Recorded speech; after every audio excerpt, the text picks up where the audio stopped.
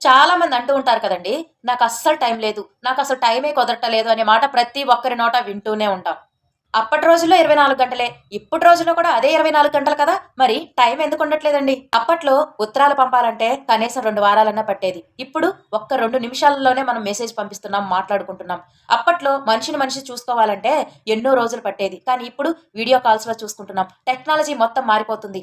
ఎక్కువ టైం తీసుకొని చేసే పనులన్నీ కూడా చాలా షార్ట్‌కట్‌లో అయిపోతున్నాయి. కానీ ఇప్పుడు కూడా మనకు టైం ఎందుకు కుదరటం లేదు? బ్యాంక్ దగ్గరికి వెళ్తే క్యూలో నిలబడి ఎంతో సేపు పట్టేది మనం మనీ తీసుకోవటానికి కూడా. కానీ ఇప్పుడు సెకండ్స్‌లో అయిపోతున్నాయి. బ్యాంక్‌లో డబ్బులు వేయాలన్నా, తీసుకోవాలన్నా కూడా చాలా తొందరగా అయిపోతుంది. టైం అనేది చాలా సేవ్ అయిపోతుంది.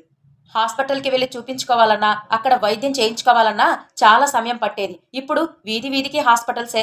చాలా వితిన్ సెకండ్స్‌లో మనకు చెకప్స్ అయిపోతున్నాయి. రిపోర్ట్స్ వచ్చేస్తున్నాయి. ఇమ్మీడియేట్‌గా మనం చూపించుకోవటం అన్నీ కూడా ప్రాసెస్ అంతా జరిగిపోతుంది. అయినా మనకెందుకో టైం సరిపోవటం లేదు కదా! ఇంతకుముందు హాస్పిటల్‌కి వెళ్ళాలంటే పాపం ఎడ్ల బండి మీద వెళ్ళేవాళ్ళంటండి. పాపం కడుపుతో ఉన్నవాళ్ళు కూడా చాలా ఇబ్బందులు పడేవాళ్ళంట. మనం చాలా సినిమాల్లో చూసాం. చాలా రియాలిటీగా కూడా మన బామ్మలు, ముత్తాతలు చెప్తుంటే వింటూనే ఉన్నాం కదా! ఇంత టైం ఉన్నా కానీ మనకు ఫోన్ మాట్లాడటానికి కూడా టైం లేక బైక్ తోలుకుంటూ, కార్ డ్రైవ్ చేసుకుంటూ, ఇలా ఫోన్ పెట్టుకొని డ్రైవ్ చేస్తూ అన్నీ చేస్తూనే ఉన్నాం. ట్రాఫిక్ సిగ్నల్ దగ్గర ఆ రూలు పాటించం. ఒక్క 2 లైన్‌లున్నాయనుకోండి, మూడో లైన్‌ని మనం క్రియేట్ చేసేస్తాం కదా! మన కన్నవారితో మాట్లాడటానికి టైం ఉండదు. చివరికి మన గురించి మనం ఆలోచించుకోవడానికే టైం ఉండదు. ఇంకో మాట, మనం ఫోన్ చూసుకోవడానికి మాత్రం ఎందుకో చాలా టైం ఉంటుంది కదండీ! మన మనశ్శాంతి కోసం, మన జీవితం కోసం, మన చిన్న చిన్న ఆనందాల కోసం మనకు టైం సరిపోవటం లేదు. టెక్నాలజీ పెరిగింది. దూరాలు తగ్గిపోయాయి. సౌకర్యాలు పెరిగాయి. బాంధవ్యాలు తగ్గిపోయాయి. చివరకు టైం లేదు అంటూ మనస్ఫూర్తిగా నవ్వటం కూడా మర్చిపోతున్నామండి.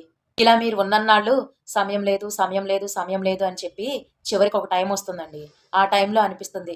నిజంగా సమయం ఎప్పుడు నా దగ్గరే ఉంది. కానీ నేనే లేదు అన్న భ్రమలో ఉండిపోయా. లేదు అన్న భ్రమలోనే బ్రతికిపోయా అన్న విషయం.